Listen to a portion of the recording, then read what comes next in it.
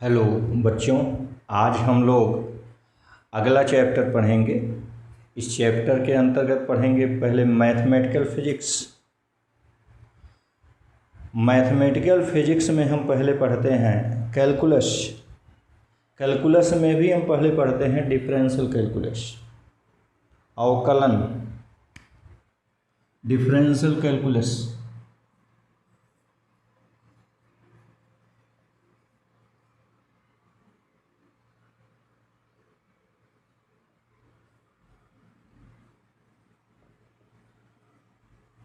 अवकलन, differential calculus. इसमें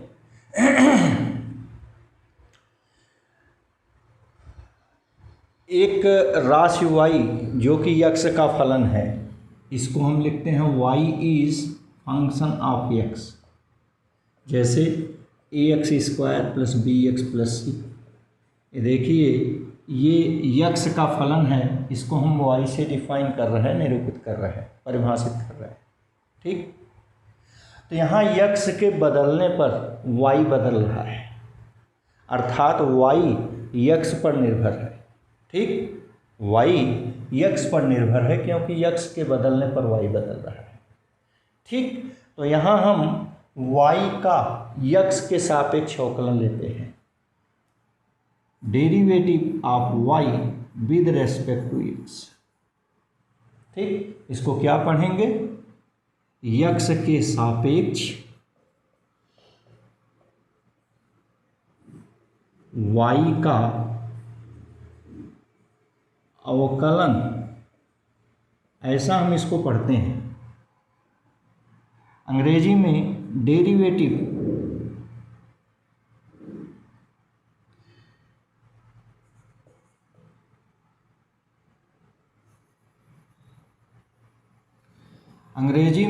derivative of y with respect to x, इसको हम कहेंगे।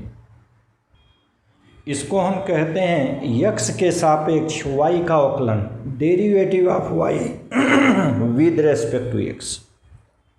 ठीक, और इसकी डिफिनीशन जो है वो तो आपको अर्थ में नहीं आएगी, आपके काम में नहीं आएगी, फिर भी लिख दे रहे हैं।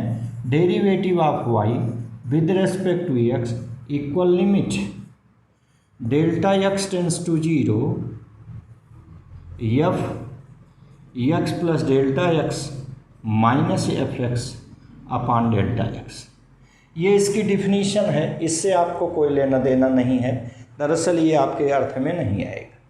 ठीक, इसमें जो ज़रूरी है, इसमें कुछ फार्मूले हैं, सूत्र हैं जो आपको जानने पड़ते हैं।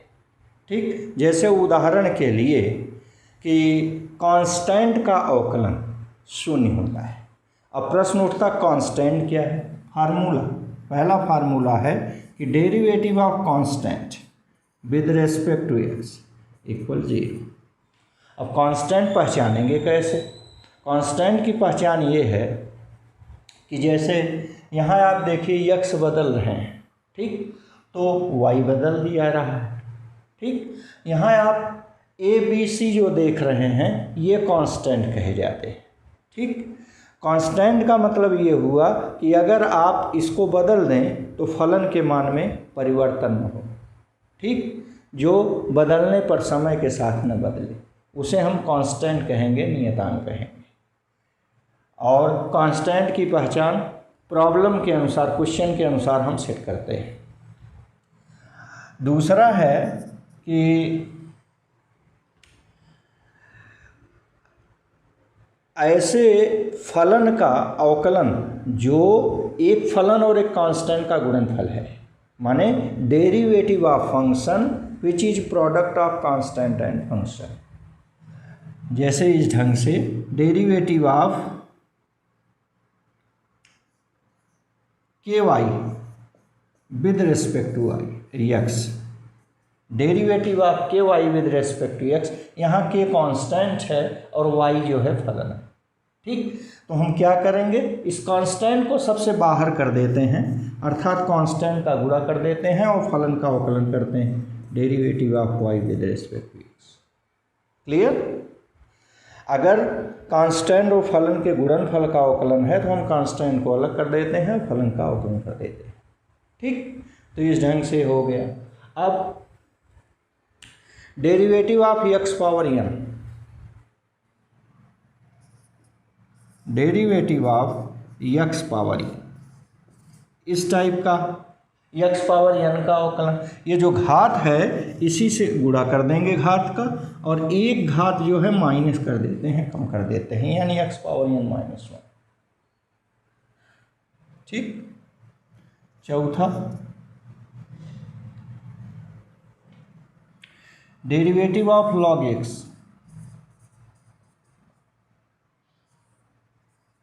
With respect to x, log x का अवकलन 1/x होता है। पांचवा derivative of e power x, with respect to x, e power x का अवकलन e पावर x होता है। छठवां derivative of a power x, with respect to x, a power x into log a to the base e। इसको ध्यान दीजिए, पढ़ते हैं log of a to the base e, माने आधार e पर a का लघुगणक। ठीक, सातवां derivative of sine x, with respect to x। आठवां derivative of cos x, with respect to x। नौवां derivative of tan x, with respect to x। 10वां derivative of cot x, with respect to x। 11वां derivative of sec x, with respect to x। 12वां derivative of cosec x, with respect to x। ऐसे ही जितने भी त्रिकोणमितीय अनुपात हैं इनके भी अवकलन होते हैं। जैसे अब आप देखिए, इन सब का अवकलन आप कर सकते हैं।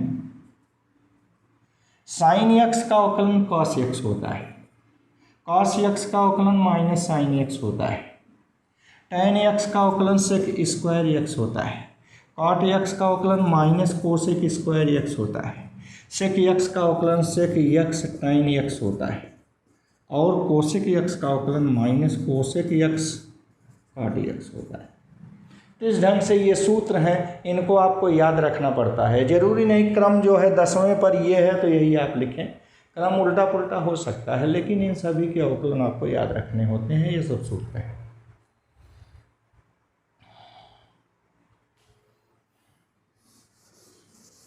ऐसे ही इनवर्स फंक्शन के अवकलन, derivative of sine inverse x, derivative of cos inverse x, derivative of tan inverse x, इन सब के भी होते हैं। बहुत से सूत्र हैं, कितना आपको बताएं। फिर भी अब आगे बढ़ कर के फिजिक्स में जहाँ जहाँ ये आते जाएंगे वहाँ हम आपको सूत्र बताते चलेंगे, क्योंकि इकट्ठा हो जाने पर अभी आपसे एक एक रोटी दिया जाए तो आप आराम से खाते हैं, लेकिन अभी वहीं 4 रोटी इकट्ठा ला कर रख दी जाए तो आपकी भूख मर जाती है और आप खा नहीं पाते। ठीक उसी प्रकार से अभी हम सभी सूत्र को यहाँ लिख दें तो आप देख करके घबरा जाते हैं और आपको याद नहीं हो पाता है।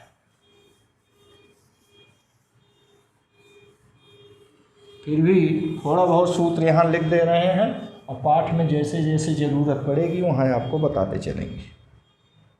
Derivative of sine inverse x with respect to x, हम नंबरिंग याद नहीं है, छोड़िए। Derivative of cos inverse x with respect to x, derivative of tan inverse x with respect to x, derivative of cot inverse x with respect to x, derivative of sec inverse x with respect to x, derivative of cosec inverse x with respect to x, ये सब हैं। Sine inverse x का derivative 1/√1 minus X square, cos inverse x का derivative -1/√1 minus X square, tan inverse x का derivative 1/1 plus X square, cot inverse x का derivative -1/1 plus X square, sec inverse X का derivative 1/x root X square minus 1 और cosec inverse X का derivative -1/x root X square minus 1। इस ढंग से बहुत से सूत्र हैं, हमने आपसे बताया, जैसे जैसे पाठ में आते जाएंगे हम आपको धीरे धीरे करके बताते चलेंगे। आइए कुछ और भी क्वेश्चन हैं, उनको हम कैसे पहचानें और कैसे करें। जैसे हमें अगर कई फलनों के जोड़ अथवा घटाव का अवकलन करना है तो क्या करेंगे। इसके लिए हम अलग अलग फलनों का अवकलन करते हैं, बीच में जो भी चिन्ह है, जोड़ का चिन्ह है जोड़ लिखते हैं, घटाव का चिन्ह है घटाव लिखते हैं। उदाहरण के लिए derivative of f1 plus f2 with respect to मान लीजिए x, ये सब x के फलन हैं। इसको हम क्या करेंगे, f1 का डेरिवेटिव करेंगे अलग से, f2 का डेरिवेटिव करेंगे अलग से, इनका f1 का अवकलन किए f2 का अवकलन, बीच में जो चिन्ह है वो लिख देंगे। मान लीजिए कि माइनस का चिन्ह रहा होता तो बीच में माइनस लिख देंगे। ठीक, तो इस ढंग से जोड़ और घटाव का आप अवकलन कर लेंगे। अब आइए गुणा और भाग का अवकलन करते हैं, जो कि इम्पॉर्टेंट है। तो गुणा का अवकलन कैसे करेंगे। मान लीजिए कोई फलन दो फलनों का गुणा है, तो पहले फलन का अवकलन गुणे दूसरा फलन, then दूसरे फलन का अवकलन गुणे पहला फलन। ये सूत्र है, इसको आपको प्रयोग में लाना होगा। Derivative of function f1 into f2 with respect to x, तो पहले फलन का अवकलन derivative of f1 with respect to x गुणे दूसरा फलन, धन derivative of second function with respect to गुणे पहला फलन।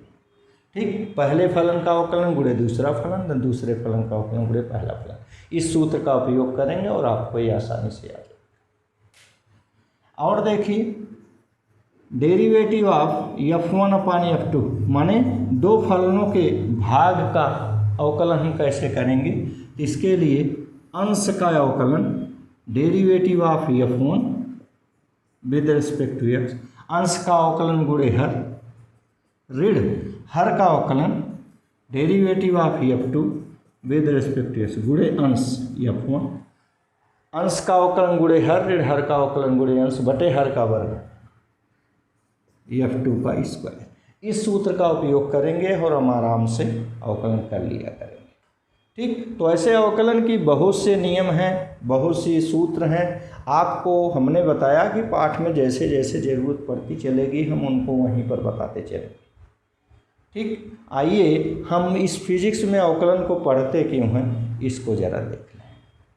दरअसल हम फलन का महत्तम और न्यूनतम मान निकालते हैं, वहाँ हम इस अवकलन का प्रयोग करते हैं, मैक्सिमा मिनिमा के लिए, महत्तम न्यूनतम के लिए।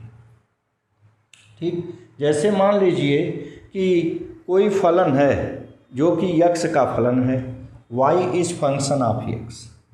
हम x और y में ग्राफ खींचें तो ये x अक्ष हो गया, ये y अक्ष हो गया, इसमें ग्राफ खींचें तो हो सकता है कि हमें ग्राफ कुछ ऐसा मिले। ठीक, इस ढंग से मिल गया।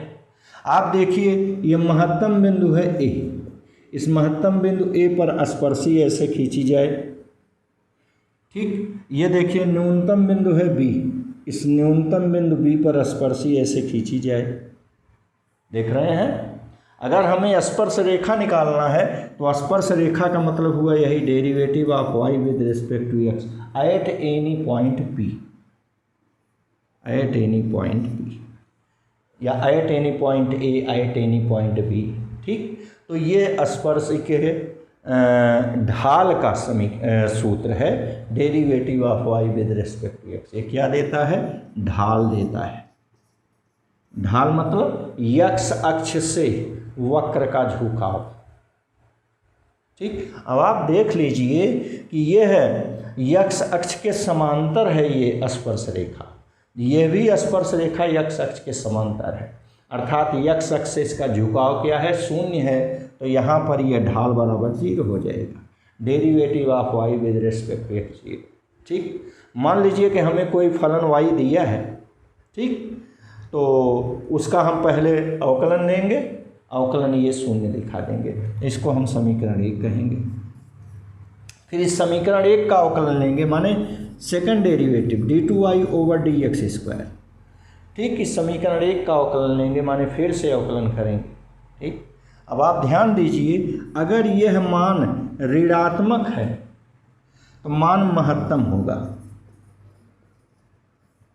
अगर यह मान धनात्मक है तो मान न्यूनतम होगा। ठीक, अगर यह मान शून्य है तो मान न तो महत्तम होगा न न्यूनतम होगा, न महत्तम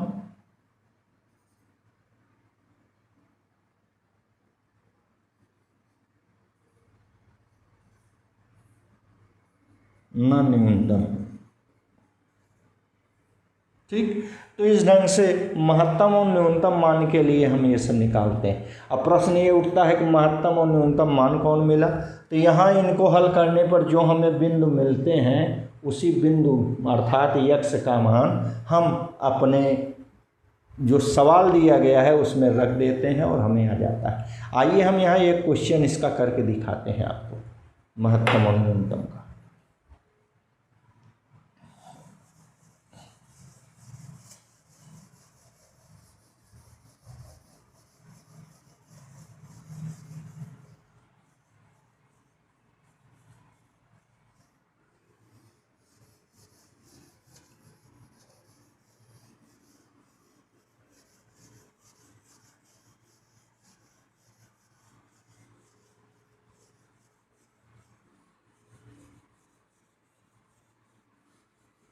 इस अवकलन का फिजिक्स में बहुत बड़ा उपयोग है, इसीलिए हम इसको पढ़ते हैं।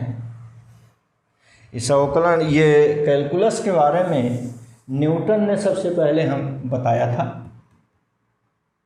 तो ये हमने कहा, मान लीजिए कि एक कोई क्वेश्चन है, फलन है y is 5x³ - 3x² + 2x -4। मान लीजिए यही है क्वेश्चन, इसको हम समीकरण 1 कहते हैं। अब इसका x के सापेक्ष अवकलन लेते हैं, derivative of y with respect to x। देखिए, ये दो फलनों के गुणनफल का अवकलन है। तो हमने कहा था कि ये कांस्टेंट और फलन के गुणनफल का अवकलन, कांस्टेंट को अलग कर लिए और ये फलन का अवकलन किए। x पावर n का अवकलन आपको बताए थे, घात का गुणा करते हैं और एक घात माइनस करते हैं, 3 से 1 करेंगे 2 आ जाएगा। वही देखिए यहाँ -3 कांस्टेंट है, अलग कर लिए, x², घात का गुणा किए और एक घात कम कर दिए, 2 - 1 1 आएगा, 1 नहीं लिखेंगे। और प्लस यहाँ देखिए कांस्टेंट 2 को अलग कर लिए, x का अवकलन 1 माइनस ये कांस्टेंट है, नियतांक है, जहाँ x न रहे वो नियतांक है। अभी हमने कहा था कि सवाल में हम देख करके वहाँ नियतांक की पहचान किया करेंगे। तो इस ढंग से ये नियतांक है, नियतांक का अवकलन 0 हो गया। अब इसको जब हल किया गया, ये 5 × 3 = 15x², ऋण 3 × 2 = 6x, धन 2 × 1 = 2 हो गया। ठीक, आप याद कीजिए कि आपने कहा था मैक्सिमा मिनिमा के लिए ये फर्स्ट डेरिवेटिव 0 लिख दीजिए। तो चलिए, फर्स्ट डेरिवेटिव का मान क्या है, 15x² ऋण 6x धन 2 = 0। अब हम इसको हल करेंगे धाराचार के सूत्र से। x =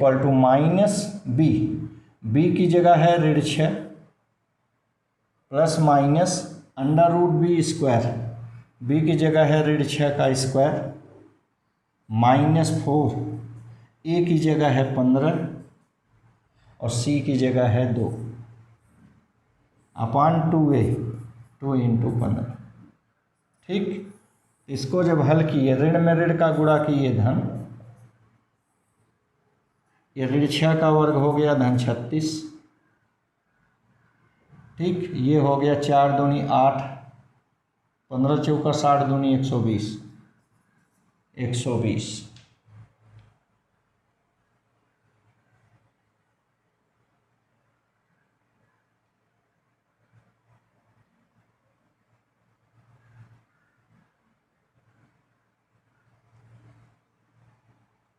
/ 2a, 15 दूना 30।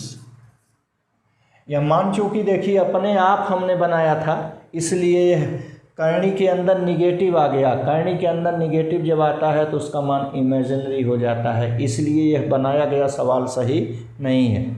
मान लीजिए आप इसको हल करते, ध्यान दीजिए, मान लीजिए आप इसको हल करते, ये तो हल होगा नहीं, ध्यान दीजिए, मान लीजिए हल करते तो x का मान 1 आता, 2 आता, 3 आता, या -2 आता, 3 आता, कुछ भी आता। यहाँ x के 3 मान आते, सॉरी 2 है तो 2 मान आते। मान लीजिए 1 आ गया, -2 आ गया। फिर से सुन लें, हमने ये सवाल तो ऐसे ही मौजवानी बना दिया, जल्दी से सोच करके बनाए होते तो ये गलत ना होता, ठीक। तो ऐसे ही जल्दी से बना दिया हमने, इसलिए ये दिक्कत पड़ी। हमने आपसे कहा मान लीजिए कि इसको हल करने पर इसका उत्तर 1 -2 आता, ठीक। तो x बराबर 1 या x बराबर -2, ठीक, ये आ गया। अब इसके बाद हम इसी का सेकंड डेरिवेटिव निकालते, इसको हम समीकरण 1-2 कहते, और समीकरण 2 का सेकंड डेरिवेटिव d2i/dx², ठीक। अब आप देखिए इसका करते 15 गुणे x² का 2x, ये -6x, 6 गुणे x का 1, और ये +2 तो कांस्टेंट है 0। ये कितना आ गया भाई, ये आपका आ गया 15 दूना 30x, ठीक, और 6 का 9। अब आप x बराबर 1 रखिए जरा, x बराबर 1 रख दिए तो 30 गुणे 1 -6, 30 से 30, 30 से 6 गया 24। ये मान देखिए धनात्मक आया, धनात्मक माने न्यूनतम।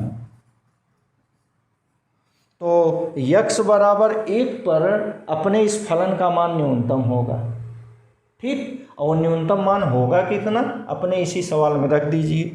तो न्यूनतम मान कितना आ रहा है x बराबर 1 पर, यहाँ 1 रखेंगे तो 5 गुणे 1 का क्यूब, -3 गुणे 1 का स्क्वायर, -2 गुणे 1, मान लीजिए -4। अब यही हल कर दीजिए, न्यूनतम मान आ जाएगा।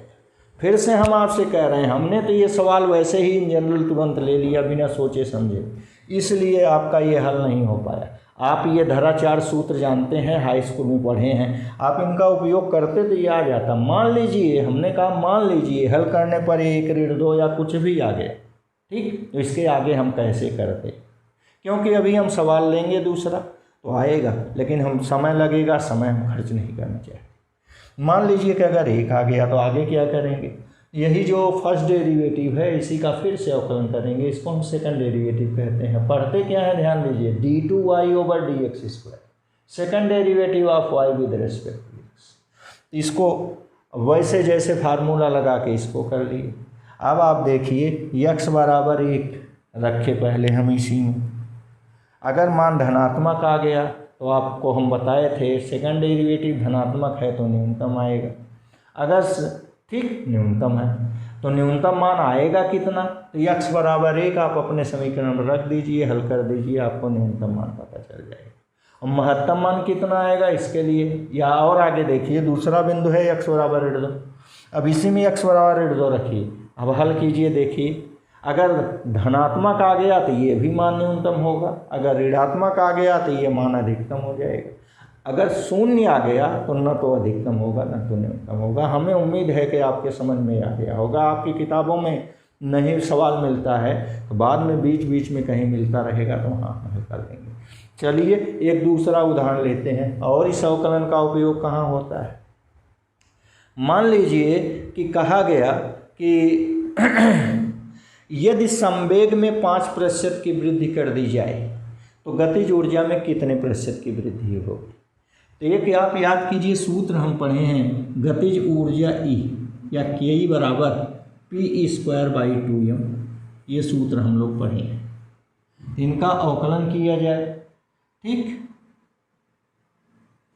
डेरिवेटिव ऑफ E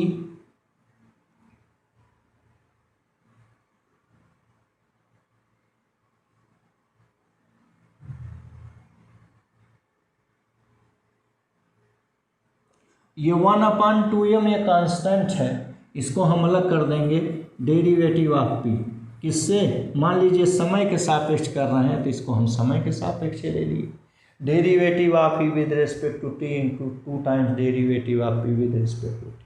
हमको प्रतिशत त्रुटि चाहिए।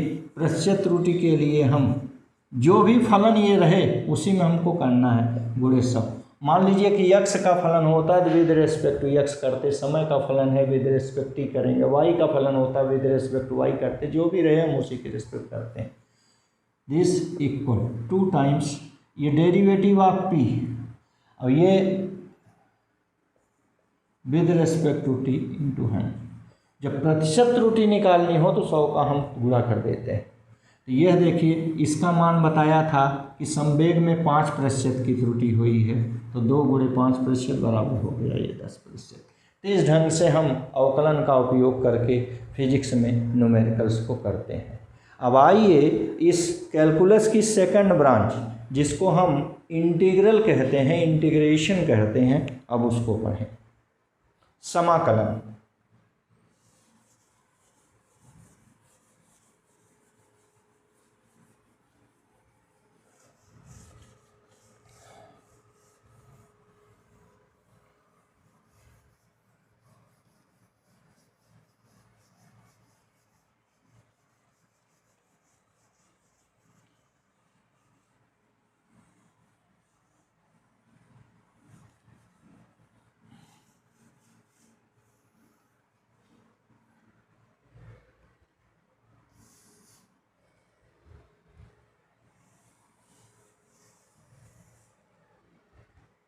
समाकलन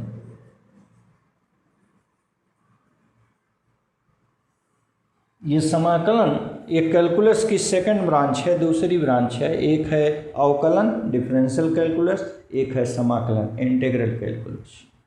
तो समाकलन ध्यान दीजिए, समाकलन अवकलन का व्युत्क्रम प्रोसेस है, ठीक।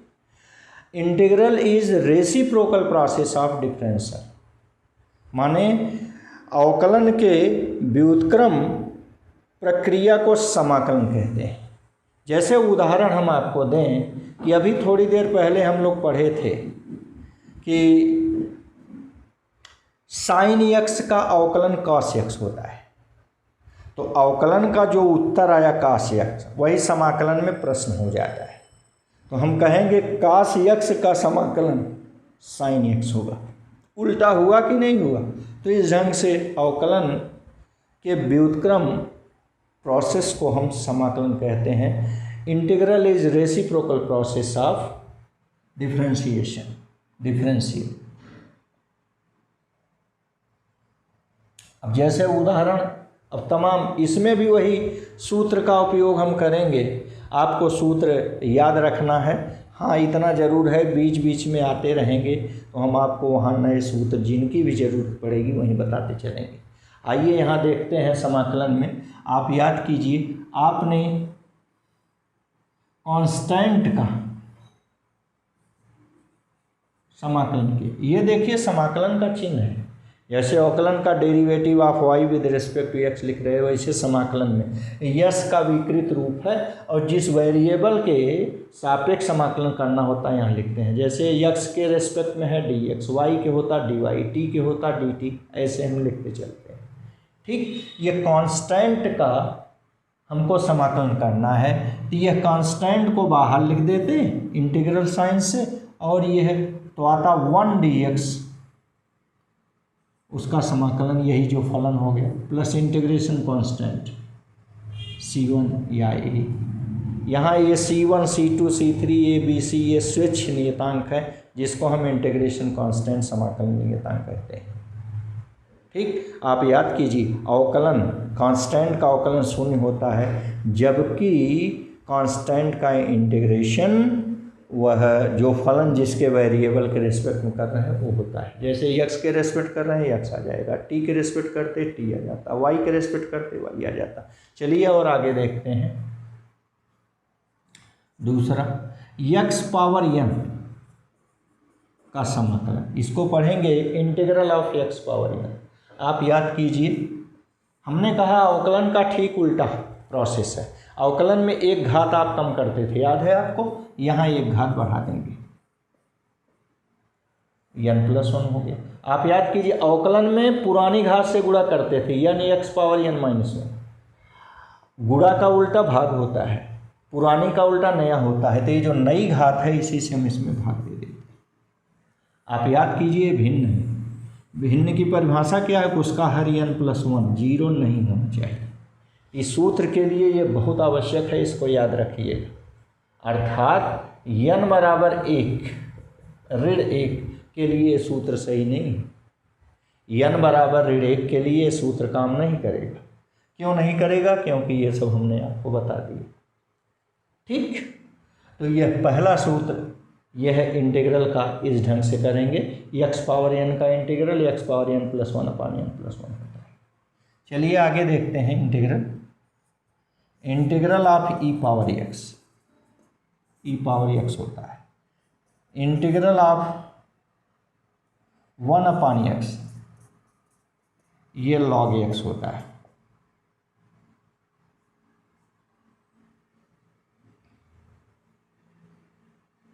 प्लस इंटीग्रेशन कांस्टेंट हर जगह हमने आपसे कहा जोड़ देंगे। अब हम मान कर चल रहे हैं कि आप इंटीग्रेशन कांस्टेंट हर जितने भी सूत्र लगाएंगे हर जगह जोड़ देंगे, हम हर जगह लिखेंगे नहीं। ठीक, ये होता है integral of A power x upon log a to the base e। अब ऐसे ही जितने ट्रिग्नोमेट्रिकल फंक्शंस हैं उनके समाकलन होते हैं। जैसे integral of sine x, integral of cos x, sine x का इंटीग्रल माइनस कॉस x होता है। हमने कहा हर जगह इंटीग्रेशन कांस्टेंट जोड़ दिए। कॉस x का इंटीग्रल साइन x होता है। ये सब आपको याद रखना पड़ेगा फार्मूला।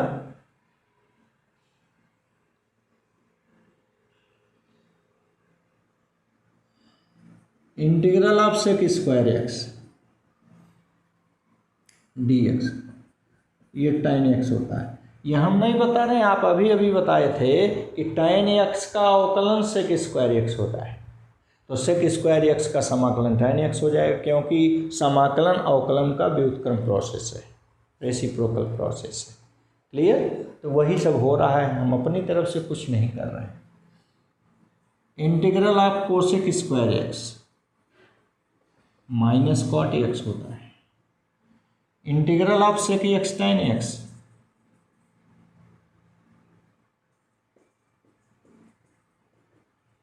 ये सेक x होता है। Integral of cosec x cot x minus cosec x होता है। प्लस इंटीग्रेशन कांस्टेंट से हर जगह हमने आपसे कहा कि आप जोड़ दीजिए, मान के चलिए कि वहाँ हर जगह होता है। ये सब तमाम फार्मूला हैं, सूत्र हैं, आपको याद रखने पड़ेंगे। ठीक, और ये सब हमने इसलिए बता दिया जल्दी से कि आसान भी हैं, आपको भी जहाँ पढ़ेंगे आपको आने लगेगा। और आसान ये है कि अवकलन आपको अगर आ गया उसका सूत्र उसी का उल्टा करते जाएंगे, समाकलन आएगा। आप देख लीजिए, इससे कि x का अवकलन से कि x tan x होता था, तो से कि x tan x का समाकलन से कि x हो जाएगा। ठीक, तो इस ढंग से होता है। आइए कुछ और पढ़ते हैं। अब यहाँ भी वही है कि मान लीजिए कि कई फलनों के जोड़ और घटाव का समाकलन है, तो क्या करेंगे? अलग अलग फलनों का समाकलन करेंगे, बीच में जो भी चिन्ह है जोड़ घटाव का लिख देंगे। ठीक, जैसे यहाँ पर देखिए integral of function f1 plus f2 इस ढंग से, तो पहले फलन का इंटीग्रल और प्लस दूसरे फलन का इंटीग्रल। आप ध्यान दीजिए कि अगर बीच में माइनस होता तो यहाँ माइनस लिख देते, तो जोड़ घटाव का इंटीग्रल इस ढंग से कर देंगे। ठीक, आप याद कीजिए फलन और कांस्टेंट के गुणनफल का अगर समाकलन करना है तो कांस्टेंट को अलग कर देंगे, फलन का समाकलन कर देंगे। जैसे देखिए इंटीग्रल ऑफ के एफ डी एक्स, ये के कांस्टेंट है, इसको बाहर कर दिए, integral of E F D x. ठीक, फलन का इस ढंग से हम समाकलन कर लिया करेंगे और कांस्टेंट को इंटीग्रल साइन से बाहर कर दिया। ठीक, अब आइए गुणा और भाग का हम समाकलन बताते हैं आपको। थोड़ा सा टफ है, 9वां, ये इम्पॉर्टेंट भी है आपके यहाँ, चूँकि अब ये पूछा नहीं जाएगा, बहुत कम पूछा जाएगा, लेकिन इम्पॉर्टेंट है। जैसे integral of f1 f2 dx। ठीक, मान लीजिए दो फलनों के गुणनफल का हमको समाकलन करना है, तो उसमें बंधु हम प्रथम फलन किसको माने, यह ज़्यादा जरूरी होता है। इसको तो हम चाहेंगे कि आप छोड़ ही देना पड़े तब भी अच्छा है।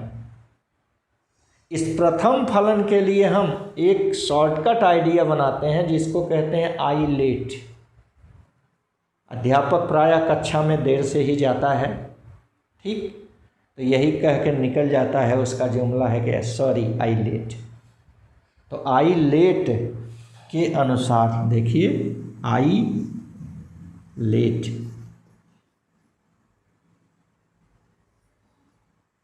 आई माने होता भैया इनवर्स फंक्शन, जो अभी थोड़ी देर पहले साइन इनवर्स एक्स, कास इनवर्स एक्स, टाइन इनवर्स एक्स, ये सब बताए। यल मतलब हुआ लॉगरिथमिक फंक्शन, ए मतलब अलजेब्राइक फंक्शन, टी मतलब ट्रिग्नोमेट्रिकल फंक्शन, ई मतलब एक्सपोनेंशियल फंक्शन, ये सब होते हैं। ठीक, तो जो सबसे ऊपर है इसका मतलब उसकी कुर्सी बड़ी है, वही सबसे बड़ा अधिकारी है। ठीक, तो जो बड़ा अधिकारी होगा उसी को हम पहले मानेंगे। तो याद रखिए, फर्स्ट फंक्शन मानने की ये आइडिया है। उदाहरण और ले रहे हैं, मान लीजिए कि हमारा ये इंटीग्रल है e power x sine x dx। ठीक, तो अपने इस सवाल के अनुसार अब आप देखिए, ये साइन x जो है ट्रिग्नोमेट्रिकल फंक्शन है, ठीक, और e पावर x जो है ये एक्सपोनेंशियल फंक्शन है। याद रखिए जरा सा, क्लियर। अब आप देखिए t ऊपर है, तो जो ऊपर है वो इसी को हम फर्स्ट फलन मानेंगे, इसको नियमतः फर्स्ट मानना चाहिए। लेकिन यह एक अपवाद वाला सवाल है, इसको जब हम हल करते हैं तो हम e पावर x को फर्स्ट फंक्शन मानकर चलते हैं। ये अपवाद में है और हर जगह आपका ये ज़्यादातर ये नियम लागू होता है। ठीक, अच्छा, मान लीजिए कि आप फर्स्ट फलन जान गए, क्लियर है, तो अब आइए अब इसका सूत्र देखते हैं। इसका सूत्र है first function into integral of second.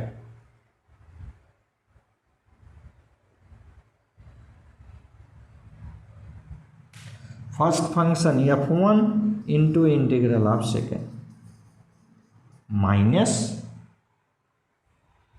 Integral of differential of first into integral of second.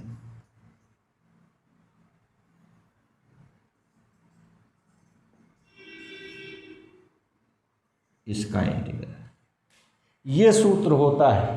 फिर से सुन लें, हमने पहले फलन कैसे पहचानेंगे इसकी आइडिया बता दिया। मान लीजिए आप पहचान लिए तो उसको लोकेट कर देंगे फर्स्ट, तो जो बचेगा वो सेकंड हो गया। तो उसका सूत्र देखिए, पहला फलन गुणे दूसरे का समाकलन ऋण, पहले का अवकलन गुणे दूसरे के समाकलन, मान लीजिए आपने कर लिया, फिर उनका समाकलन कीजिए। तो ये सूत्र है first function into integral of second minus integral of differential of first into integral of second. ठीक, तो इस ढंग से ऐसे ये सवाल हल होते हैं। दूसरा एक ढंग देखिए, सब्स्टिट्यूशन मेथड एक है। सब्स्टिट्यूशन मेथड से ये इंटीग्रल हल होते हैं, उसमें गुणा और भाग किसी भी प्रकार के हो सकते हैं।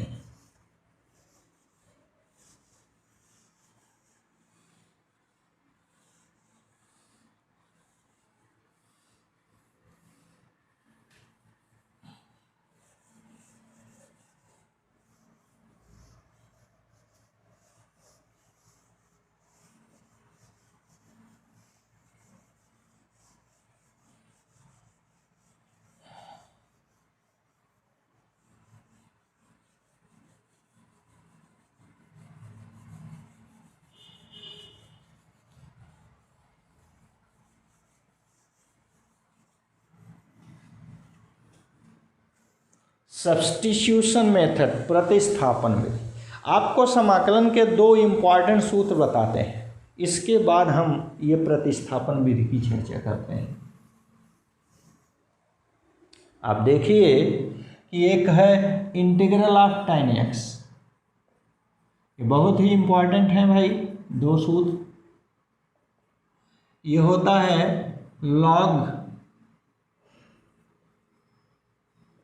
sec x,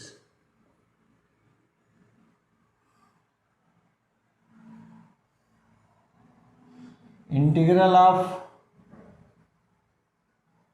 cot x, ये होता है log sin x। ये बहुत ही इम्पॉर्टेंट रिजल्ट हैं दो के दोनों, इनको आपको ध्यान देना है। ठीक, तो सब्स्टिट्यूशन मेथड यहाँ अब हम प्रयोग कर रहे हैं, प्रतिस्थापन विधि प्रयोग कर रहे हैं। अब आप ध्यान दीजिए, अभी हमने चर्चा किया दो फलनों के गुणनफल का अवकलन कैसे करेंगे, दो फलनों के भागफल का अवकलन कैसे करेंगे, इसकी आइडिया अब आप देखिए। मान लीजिए कि ये tan x का समाकलन हमको करना है। ठीक, आप याद कीजिए tan x को आप लिखते हैं sin x upon cos x, ऐसा लिखते हैं। ठीक, sin x upon cos x आप याद कीजिए। अब जैसे मान लीजिए आपको यह cot x का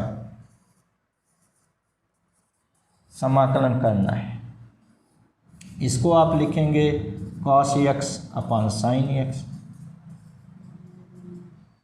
ठीक, इसमें आप एक नियम सुनिए, बहुत ही इम्पॉर्टेंट नियम है। यदि किसी भिन्न का अंश उसके हर का अवकलन हो, जैसे ये अंश cos x है, ये है क्या, यह हर का अवकलन है, sin x का अवकलन है, तो sin x का अवकलन cos x होता है ना, sin x का अवकलन cos x होता है। तो वही हमने आपसे कहा, यदि किसी भिन्न का अंश उसके हर का अवकलन हो, तो आपके इस भिन्न का समाकलन हर का log होता है। log किसका, हर का। अब आप देखिए, यही उत्तर हमने लिखा है, ये नियम है। फिर से एक बार सुन लें, बहुत इम्पॉर्टेंट नियम है। यदि किसी भिन्न का अंश उसके हर का अवकलन हो, तो उस भिन्न का समाकलन हर का log होता है। किताबों में लिखा रहता है, if numerator is differential coefficient of denominator, then integral of fraction is log of denominator. फिर से एक बार सुनो, if numerator is differential coefficient of denominator, then integral of fraction is log of denominator.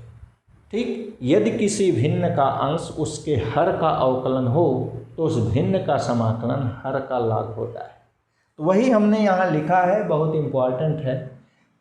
इसी सब्स्टिट्यूशन मेथड से हम इसको करते हैं। अब आप यहाँ देखिए, यह अंश है sin x, हर है cos x। cos x का भैया अवकलन तो माइनस sin x होता है, तो आप इसको बना लीजिए माइनस sin x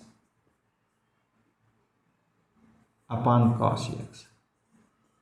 तो ये तो प्लस है, माइनस है, तो माइनस का बाहर भी गुणा कर दें, माइनस में माइनस का गुणा कर दें, हो जाएगा। अब आपका देखिए आ गया, यदि किसी भिन्न का अंश उसके हर का अवकलन हो, cos का अवकलन क्या होता है, माइनस साइन, और हो गया, बन गया। तो इस भिन्न का समाकलन क्या होगा, हर का log, ये हो गया log ऑफ cos x, ये हो गया।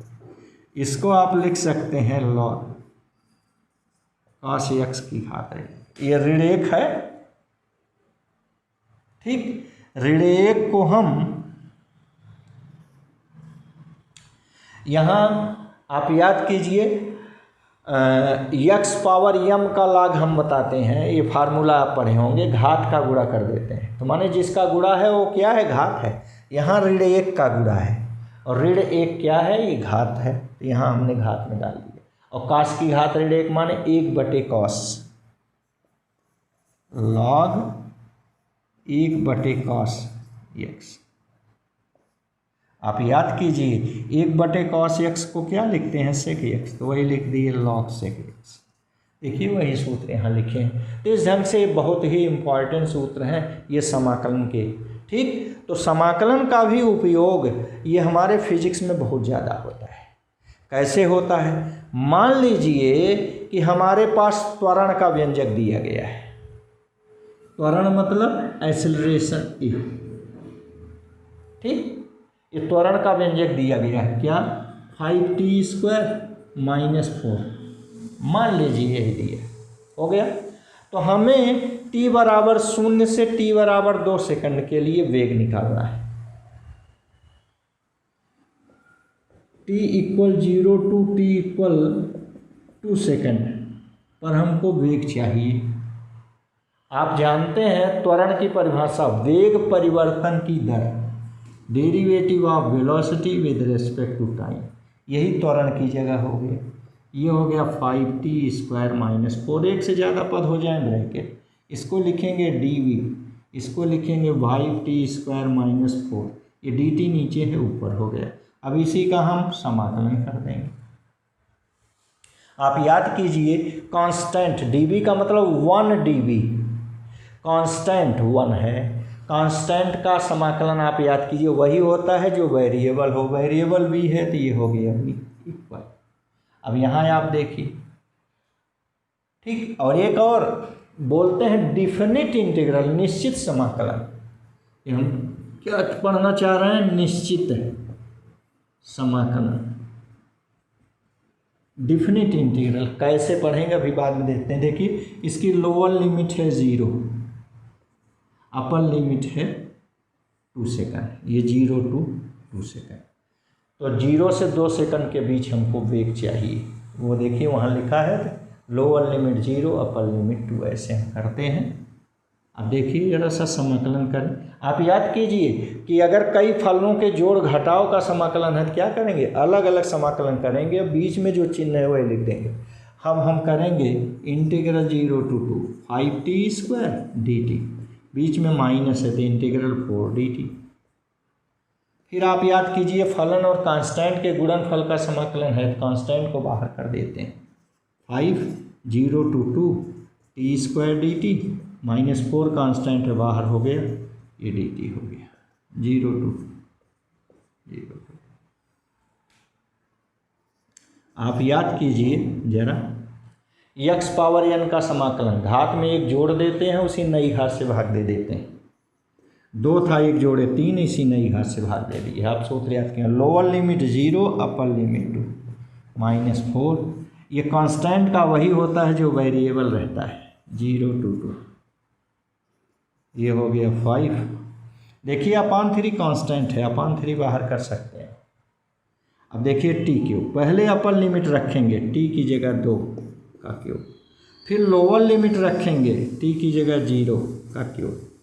निश्चित समाकलन देखिए कैसे करते हैं, पहले हम अपर लिमिट रखते हैं, थोड़ी जगह को छोड़कर लोअर लिमिट रखते हैं। पहले हमने t की जगह 2 रख दिए, फिर t की जगह 0 रख दिए और बीच में माइनस लिखते हैं। ये निश्चित समाकलन हल करने की विधि है। पहले हम अपर लिमिट रखेंगे, फिर लोअर लिमिट रखेंगे, फिर बीच में माइनस, तो ये -4। यहाँ आप देखिए t की जगह 2 -0, ये हुआ 5/3। ये 2 घाते 3 होता है 8, 0, यहाँ -4 × 2 में 0 घटा दिए 2, ये हो गया 8 में से 0 गया 8, 4 दूनी 8। देखिए 8 × 5 = 40/3, या 8 चाहें तो आप कॉमन ले लें, 5/3 1, 3 × 3, 5 से 3 गया 2/3, 8 × 2/3, 8 दूनी 16/3। ये हम इतना आया वेग, वेग माने मात्रक, मात्रक माने मीटर प्रति सेकंड या जिसमें भी दिया हो। तो इस ढंग से आप देखिए समाकलन की विधि का उपयोग करके हमको त्वरण दिया गया था, हमने वेग निकाल लिया। ठीक, तो इस ढंग से ये समाकलन का उपयोग हम फिजिक्स में पढ़ेंगे। क्लियर? धन्यवाद।